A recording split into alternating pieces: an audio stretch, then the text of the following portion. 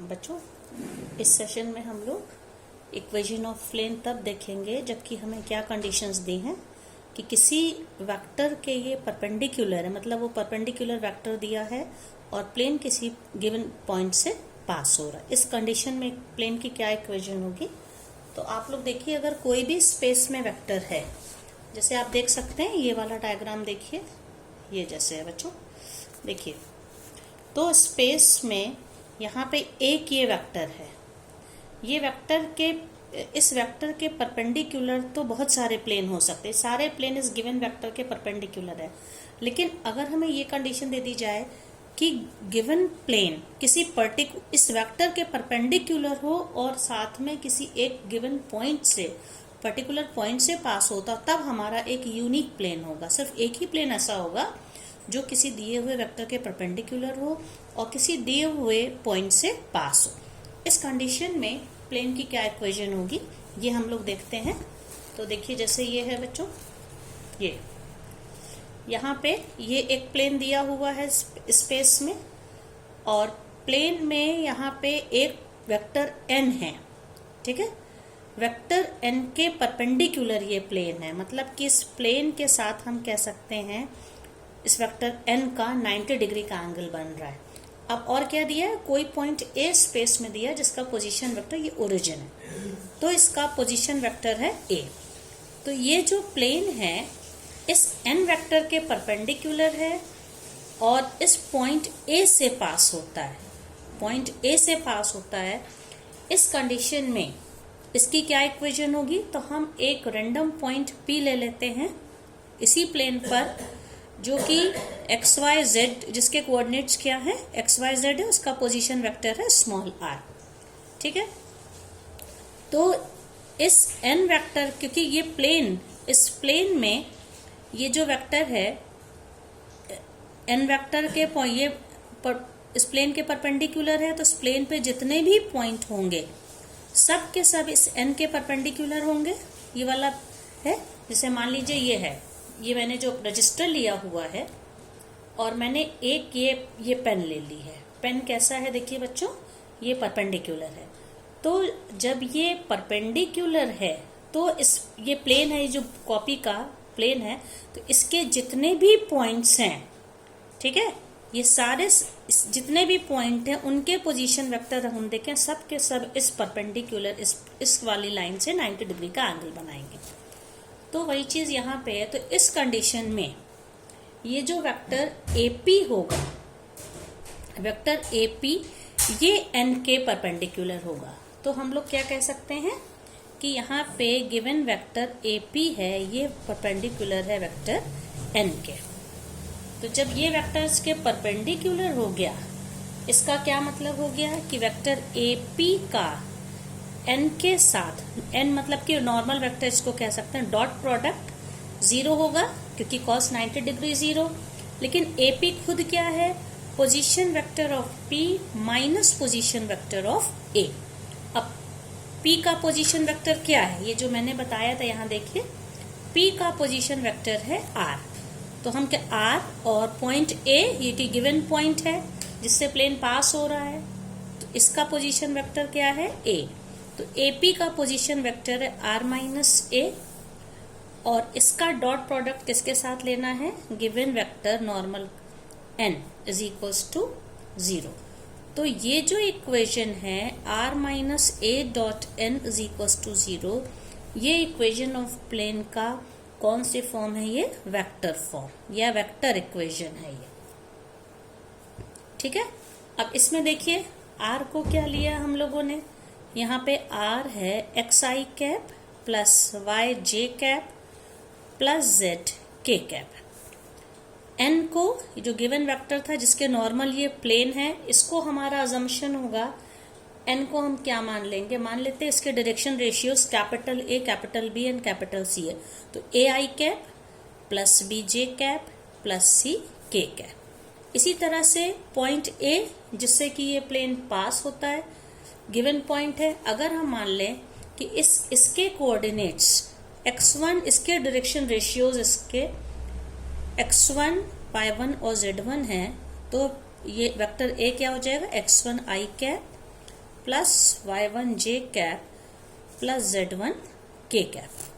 ठीक है, तो अब अगर हम इन तीनों वेक्टर्स की वैल्यूज वेक्टर इक्वेशन में रख देंगे तो हमें इसी प्लेन की इक्वेशन का कार्टेशियन फॉर्म मतलब कि कार्तीय रूप मिल जाएगा।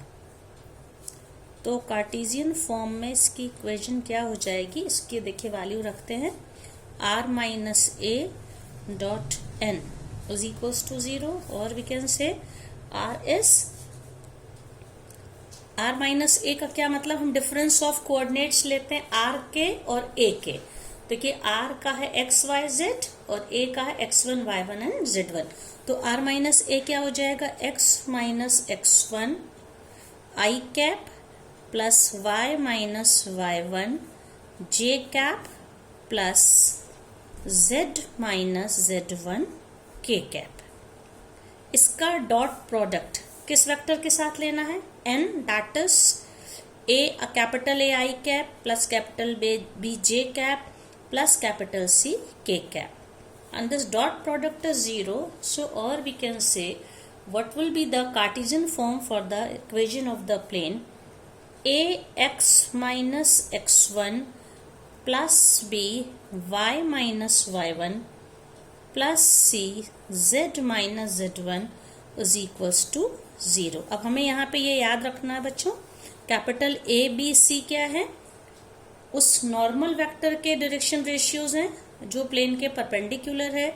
x1 y1 z1 क्या है, डायरेक्शन रेशियोज उस पॉइंट उस पोजीशन वेक्टर के जिस पॉइंट से प्लेन पास होता है। तो इसी पर बेस्ड हम लोग एक क्वेश्चन देखते हैं। हाँ देखिए, जैसे कि एक इसका एग्जाम्पल दिया है कि कोई पॉइंट है जिससे कि ये पॉइंट A है, प्लेन पे कोई पॉइंट A है जो कि 5 2 माइनस 4 से मतलब प्लेन पास हो रहा है, और एक नॉर्मल लाइन है, एक परपेंडिकुलर लाइन है जिसके डायरेक्शन रेशियोज हैं 2 3 एंड -1। इस पर ये परपेंडिकुलर है। ठीक है, उस प्लेन के परपेंडिकुलर जो नॉर्मल लाइन वेक्टर है उसके डायरेक्शन रेशियोज ये हैं, प्लेन जिस पॉइंट से पास होता है उसके यहाँ पे ये कोऑर्डिनेट्स दिए हुए हैं। तो इक्वेशन हमें दोनों फॉर्म निकालनी, कार्टेशियन फॉर्म भी निकालनी है और वेक्टर फॉर्म भी निकालनी है। तो वेक्टर फॉर्म के लिए सबसे पहले हम लोग की इक्वेशन है r minus a dot n। तो देखिए r क्या हो, r तो हमेशा क्या होता है, x i cap plus y j cap plus z k cap. a क्या है, जिस पॉइंट से वेक्टर पास हो रहा है 5 i cap plus 2 j cap minus 4 k cap. और वेक्टर n क्या है, आप देखिए वेक्टर n है 2 i cap plus 3 j cap minus k cap. तो फॉर्मूला क्या है, r minus a dot n is equals to 0। तो अब हम लोग इसमें वैल्यू रख देंगे। ठीक है, r की वैल्यू वेक्टर फॉर्म में नहीं रखी जाती है, तो हम लोग डायरेक्ट लिख r minus what is vector a 5 i cap plus 2 j cap minus 4 k cap. इसका डॉट प्रोडक्ट किसके साथ लेना है, n, that is 2 i cap plus 3 j cap minus k cap is equals to 0। तो ये किसकी equation हो गई, ये वेक्टर फॉर्म की हो गई। अब इसी को हमें जब कार्टेशियन फॉर्म में कन्वर्ट करना होगा, तो कार्टेशियन फॉर्म के लिए क्या करना होगा, ये वैल्यू को आप रख दीजिए। r क्या था, r हम लोग का था x i cap plus y j cap plus z k cap. इससे हमारा इसका डिफरेंस लेना है। ठीक है, तो ये क्या हो जाएगा, x minus 5 i cap y minus 2 ये वाली वैल्यू y, इससे इसका डिफरेंस, इससे इसका डिफरेंस। ठीक है, y minus 2 j cap, then तीसरा क्या हो जाएगा, माइनस प्लस माइनस, ये माइनस है तो इसका प्लस हो जाएगा फॉर्मूले के हिसाब से, ये plus z plus 4 k cap. ठीक है, z प्लस 4, देखिए ये r के वेक्टर्स में z minus -4, z+4 k cap. इसका डॉट प्रोडक्ट किसके साथ लेना है, 2i cap plus 3j cap minus k cap. तो अब इनको करस्पॉन्डिंग नंबर्स को मल्टीप्लाई करेंगे तो क्या हो जाएगा, ये 2 इंटू दिस नंबर i का i के साथ x-5 plus 3 into y-2 plus नहीं है -1 है k के साथ, -1 into z+4 is equals to 0। और ये जब पूरा ब्रैकेट खोल के सॉल्व कर लेंगे 2x plus 3y minus z, अब यहाँ पे देखिए -10 -6 दैट इज -16 हो गया, और ये -4 है, तो ये क्या हो जाएगा, -20 इज इक्वल्स टू 0। तो ये प्लेन की इक्वेशन हो गई इन कार्टेशियन फॉर्म।